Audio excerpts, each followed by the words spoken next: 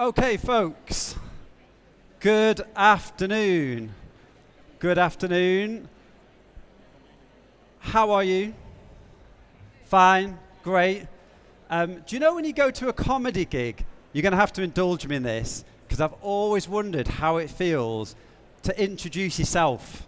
You know how comedians go off stage? So I'm going to go over here, and you're going to pretend that it's not me. Ladies and gentlemen, please put your hands together for Andy Caldwell from CoCreate.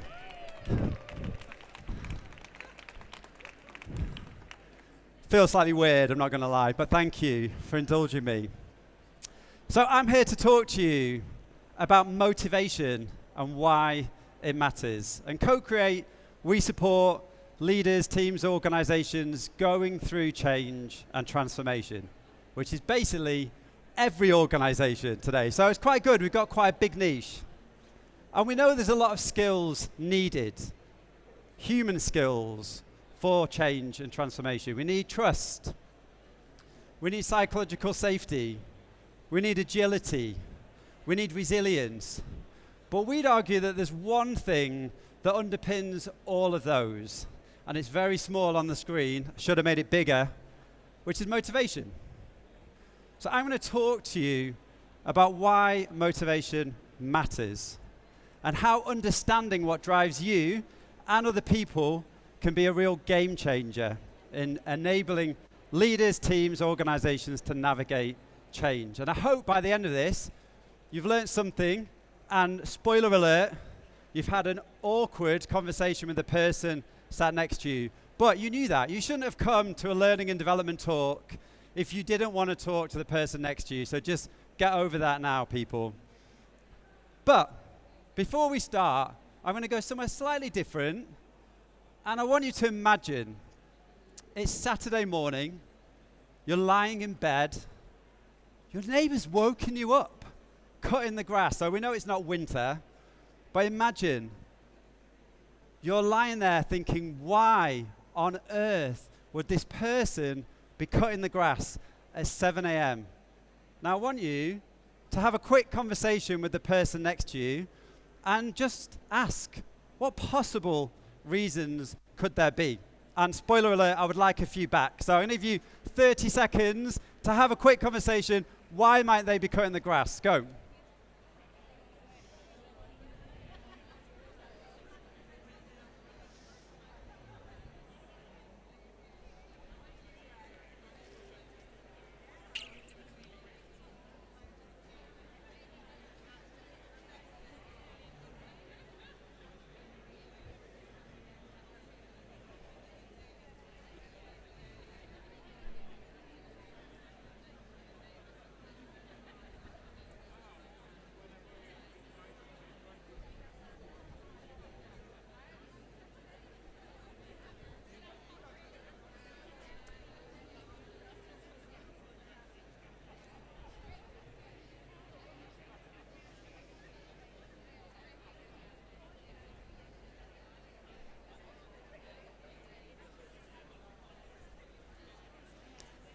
Okay, so be brave, people.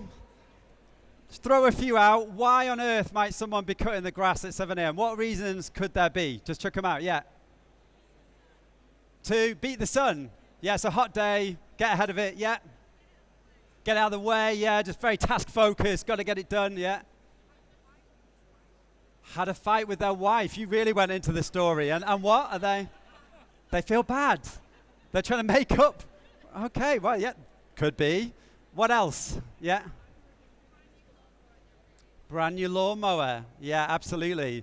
Really want to use it. Any others? Got people coming round. Could be. Any more at the back? No? Maybe a shift worker. Yeah, I mean, let's be honest. The most likely scenario is that they just hate you. But, or at best, they're quite thoughtless. But what if you knew that they had a sick child in hospital? Maybe they were having an operation that day. Would that change your reaction? No? Yeah, maybe. But I think there is something about Or to the woman's point here, maybe they're hosting the street party for everyone, the garden party for the street, and you're going.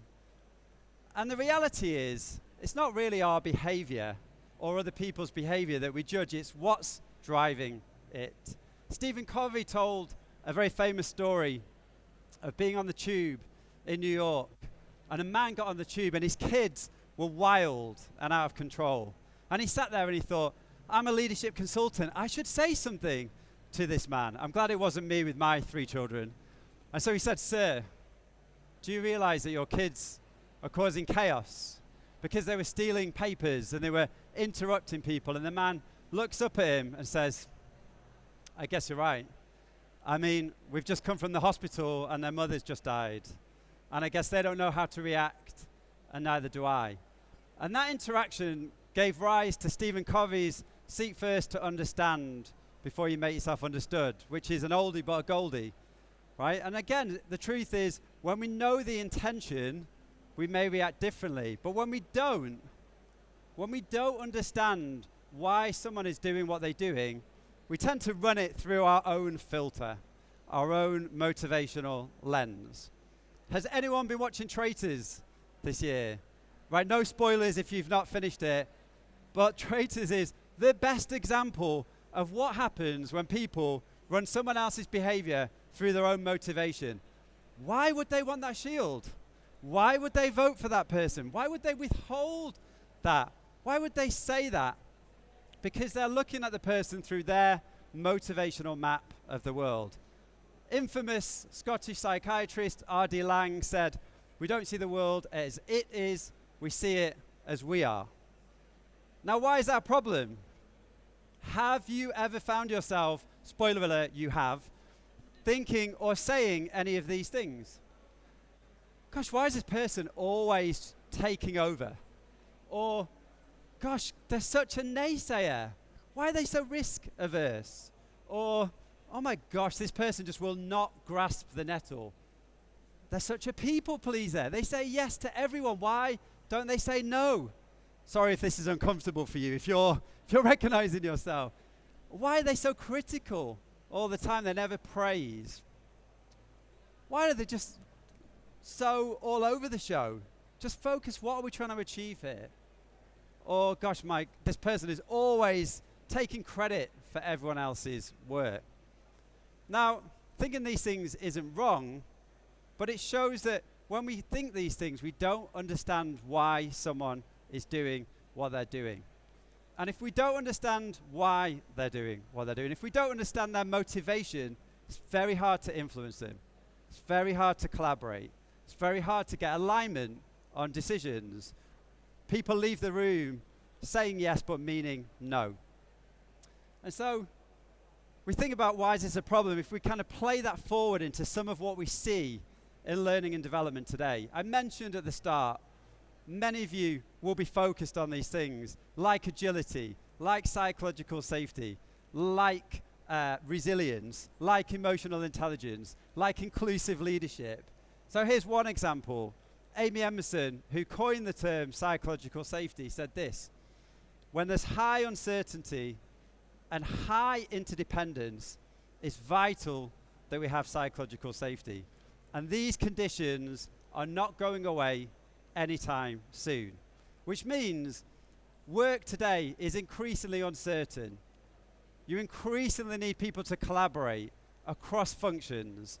You increasingly need people to work quickly and to build trust and to get to the right answer. And so our view of this is that in this fast-moving, increasingly complex world, really success comes down to how quickly, how effectively can people collaborate across functions, across hierarchies, across leadership networks. And if you don't understand one another's motivation, then you're going to start running into problems real quick. And how do we see that? Well, we've all been in these conversations. We've all been in circular conversations. It's like going around in a loop. And no one can get to a decision because everyone is coming at it from their own lens, their own motivation. Or even worse, I've come to the conclusion that there is no team in the world that's good at conflict, because everybody has a different approach to conflict depending on their motivation. And if we don't know what's driving someone, we won't know why they approach conflict in such a way. We get a lack of buy-in, poor decisions.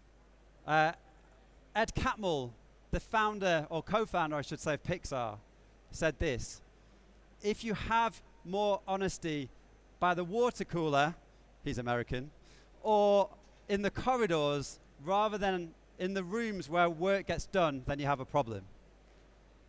And I think we know that in organizations we have a problem. Ultimately, all of this means that we can't trust people. Now, time for some good news? Not yet. Because you might think, well, okay, that's just other people not understanding what drives them. But I know what drives me. I'm self-aware. If I asked you, according to a recent Harvard Business Review study of 3,600 leaders, the percentage that were self-aware, what would you guess? 1. Okay. It's like we can only go up from there. We've got a starter at 1. Yeah, what percentage? 3,600 senior leaders, the percentage that are self-aware, what do you reckon? 10? 20? 15? 10 to 15%. But if you ask that group of 3,600, are you self-aware, what they're going to say? Yeah, it's not me that's the problem. Oh, yeah, I'm really self-aware, but it's them over there. And so the more senior people get, what happens is they get less feedback. Or, according to this study, they ask for feedback in the way that we know people do. How do you think that went? Which is like, answer really well. It's like if I go and ask my team after, and I say, how do you think that went? They know the answer. That's great. It's really great. Right? Because we don't really want that feedback. But also, the other big fallacy is that they found that senior leaders think that just by self-reflecting, they become more self-aware. Well, maybe, but it's a great way to reinforce bias. Yeah, I just self-reflect and therefore I become more self-aware. It's unlikely. And so the result is that not only do we not know what's really driving other people, we don't actually know what's driving ourselves. And when that's under pressure, and when we're up against it, and when we need to get to that really key decision, our motivation produces a lot of different stress behaviors. So here is the bit of good news. No, I forgot, I put this slide in. So to summarize, why motivation matters. 1, because collaboration has never been more critical in the complex world we live in. We know that.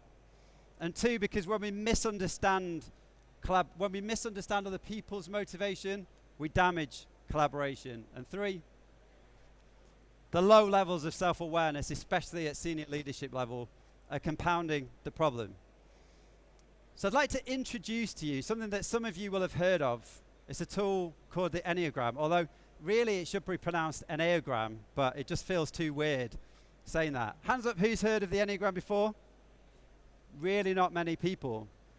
Now what's interesting, most psychometrics, and by the way, I'm qualified in some and I rate them, they're very good early career scaffolding, I think. They give you a language of preference and behavior. But at senior level, they don't tell you why you do what you do. They tell you what you do. The Enneagram says why. Why do you do what you do? And unlike modern psychometrics, people think it goes back to some time in the past, like millennia, like Sufi mysticism. So it's got this really interesting history.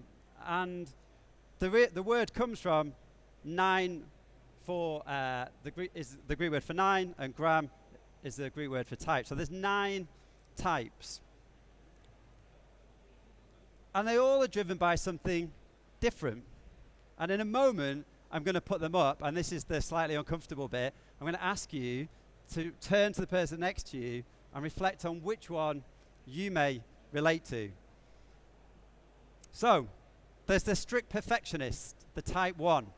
We know this person. They're very black and white, very principled. Their motivation is, I've got to do the right thing. I've got to get this right. And actually, the thought of not getting it right is a real problem for the one. There's the 2, my type, tragically, who has to be liked and appreciated. And so I'm desperately trying to make you like me at the moment, which is why when I go and ask my team, how did this go? I want them to say, yeah, it's great. because I'm really driven by this need. I remember being shocked when I did this to think, I thought I was just quite altruistic.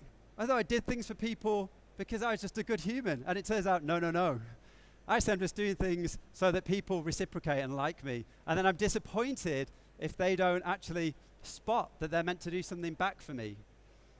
The type 3, the need to outshine others. I am my achievements. All of their behavior comes from this identification with their achievements. Or the 4, the motivation there is, I want to be unique and authentic, but I feel somewhat different. And actually, they're very creative, original, artistic, dramatic because of this need to be unique and authentic. The 5, they're quite specialists who has to understand. And they would prefer to understand in their own head and to make sense of the world. And if they can't make sense of the world, then it's very stress-inducing. So they're always driven to understand and drill down. And for the 6, the loyal skeptic, and their worries about being alone in a threatening world. It's actually, they're all about collaboration and keeping people safe. You may mistake them for negative, but they're not being negative. They're trying to keep everyone safe. The 7, the most positive, tiggerish, enthusiastic type who are seemingly visionary, and they are, and always positive, but the motivation is to avoid pain. And when they discover that, it can be very uncomfortable for them. Or the 8, very decisive, very driven, very red on insights, very much about, let's just have it out, let me just be direct, let's get moving. The motivation is to avoid being vulnerable, to be in control. Or the 9, who has to keep the balance and will go to any lengths to avoid conflict, to promote harmony and to promote this inclusive environment. Now this tool, which I'll talk about in a minute, is from South Africa. And my wife and I in 2018 moved to Johannesburg. And when we got there, a friend said, oh, you have to do this Enneagram. And I looked at it and thought, that looks really weird. Looks like some kind of cult symbol, so no thanks. Unfortunately, I'd moved there, and she was one of my closest friends, so she just kept on at me. And I did it with a coach, with my wife, and the couple's coach, real name was Curtis Love. I mean, if anyone was meant to be in a couple's coach career, genuinely real name, Curtis Love. And I would say, and I'm not here to promote any kind of marriage counseling or therapy, don't ask me, but it was the single most impactful thing my wife and I have done together. And it's probably the reason, all these years later, having had 3 children, my oldest child had a stroke at birth and was brain damaged, it's probably the reason that we're still together. I mean, we talk about the understanding of our motivations every day. In organizations, it's just as powerful. But first, before I get to that, I'd like you, by the way, spoiler alert, a lot of us aren't good at identifying our core motivation. I'm going to give you about 50-50 chance of getting this right yourself. But which of these resonate for you? Turn to someone next to you or behind if you don't rather not have that awkward conversation. But have a quick conversation. Which of these resonate most for you? Go.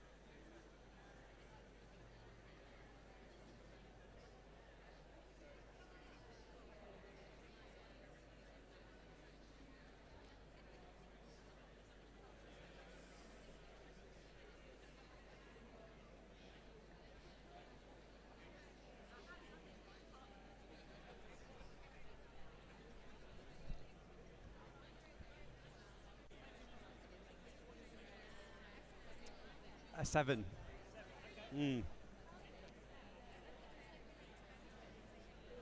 I'll share that.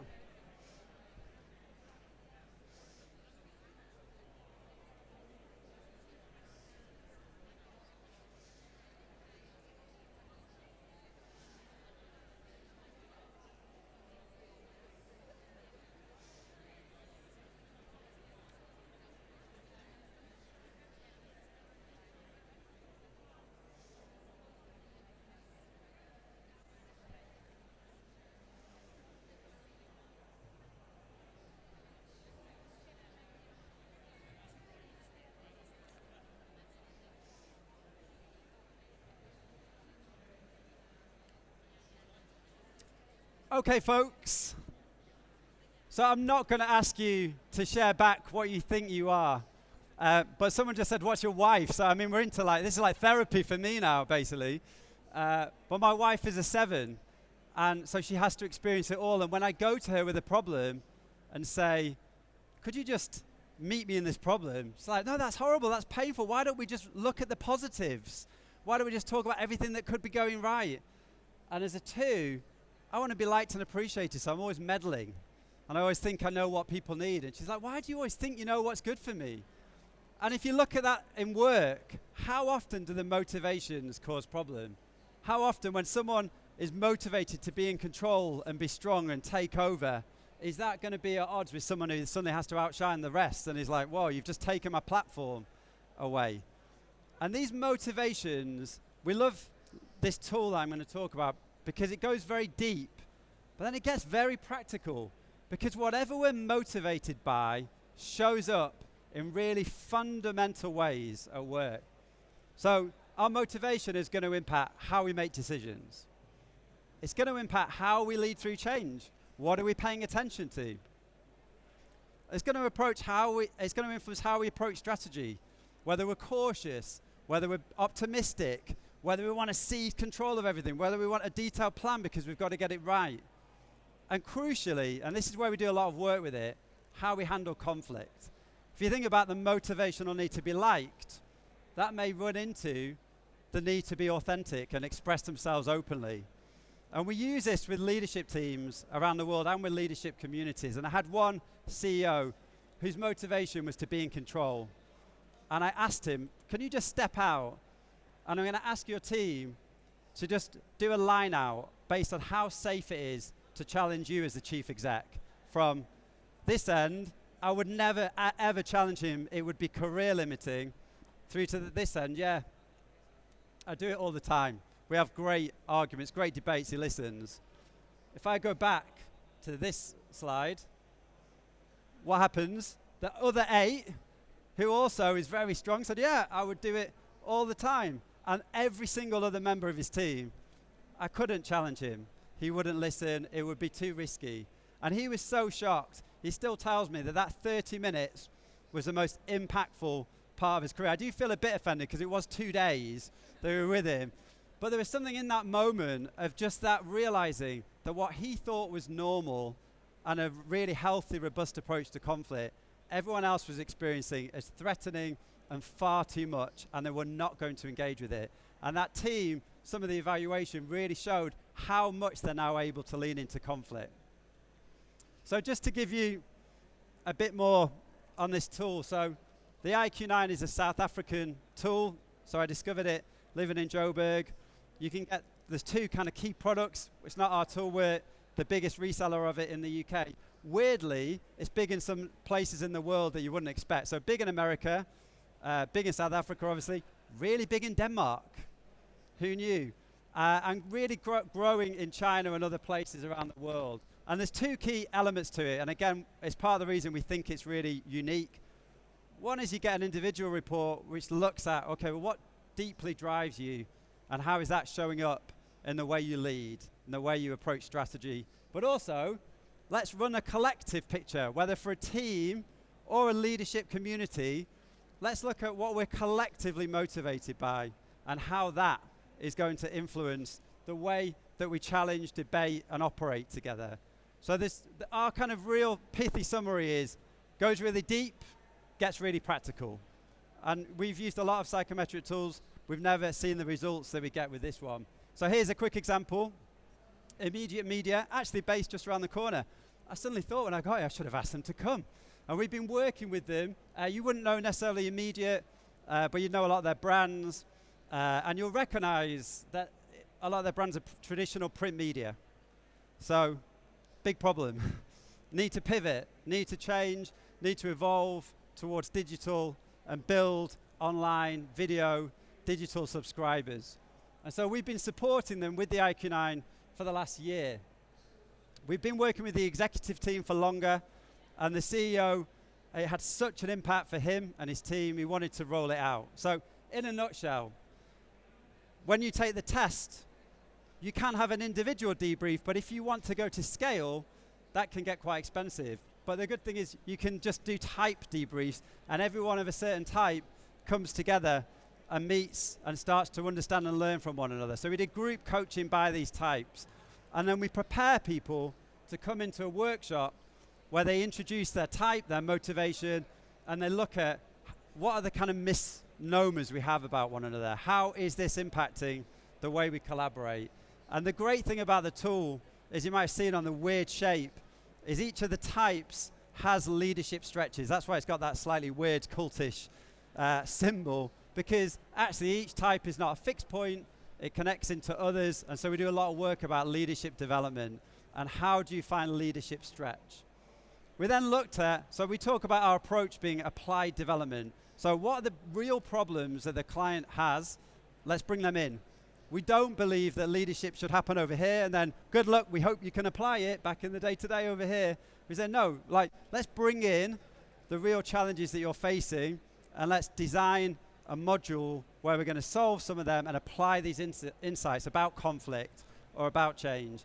And the last bit, which we're really quite excited about, is we've developed an AI coaching agent where we take all of our IEQ9 resources, everything that we've learned, and we've put it into an ebook.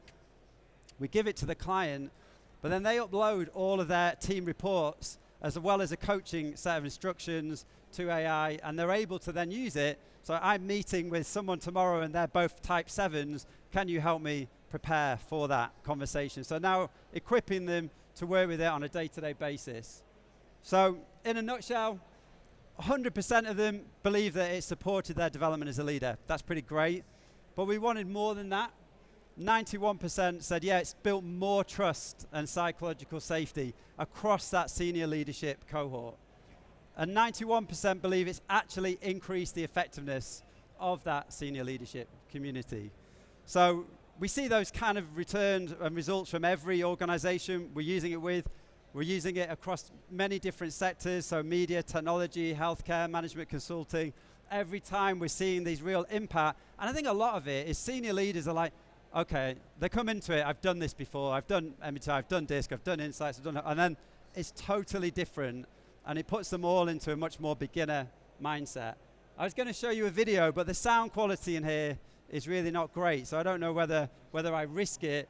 But in a nutshell, the intention with our extended leadership team is very simple. We've seen the huge impact that the Enneagram has had on us as a leadership team within Immediate. We're on a big journey of transformation and change. The extended leadership team plays an absolutely pivotal role in whether that happens and how it happens and whether we're ultimately successful. The Enneagram has been so powerful, it's kind of a no-brainer extending it to the extended leadership team, and it's really gratifying actually because we can already see, we've only been working on it for a month or so, but we can see the impact, people are embracing it, enjoying it, playing with it. It makes for better conversations, better debates, more challenge, and actually it really does drive performance. I always think if you can get a chief exec to go on camera, then tick, you know that they believe in it. And we've got so many different CEOs who've given us that kind of story back about the impact. So if you would like to know more, in a moment I'm going to put up a QR code and we're giving away 10 free tests to World of Learning attendees and debriefs with us. But I said at the start, misunderstanding motivation is the problem, but actually flip it on its head. Understanding motivation is ultimately the biggest enabler of performance that we know. So if you'd like to scan the QR code, be in with a chance to win. If you've got any questions, I think we've got 2 minutes. So does anyone have any questions before we finish? How long does it take? There's a very good practical question. So between 20 and 30 minutes on average. It's available, I think, in 18 languages now. So we've been using it around the world, using it across Asia, across Europe. So yeah, it's, you know, and they're building that language capability in it all the time. Any other questions? So some of my CoCreate colleagues, Tom, Miriam, oh, someone else had a question. Hello, sorry.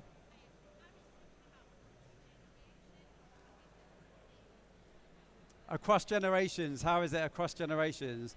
I mean, this is my personal view. I do believe that it's more of a mature leadership tool because it really looks quite deep at what's driving you. I do think that having some experience of yourself through psychometrics or 360s is useful, so it's not a shock, because it can be quite a shock. I had a senior leader in Boston Consulting Group say, this is the most amazing thing I've done, please put a health warning on it. And so we wouldn't, I think in early career, there's other tools that maybe are better suited to just learn more about yourself and to kind of equip you for that, here's me and here's you. But I think at a senior leadership level, you need that confrontation, you need that self-awareness. So, obviously, my motivation is to be liked and appreciated, so you can come and tell me at the end that was great. Thank you. One person clap. Brilliant. If you'd like to take, we've got loads of journals as well. Take a journal, and we've got some flyers with the QR code on. Thank you so much for coming. I hope it's been useful.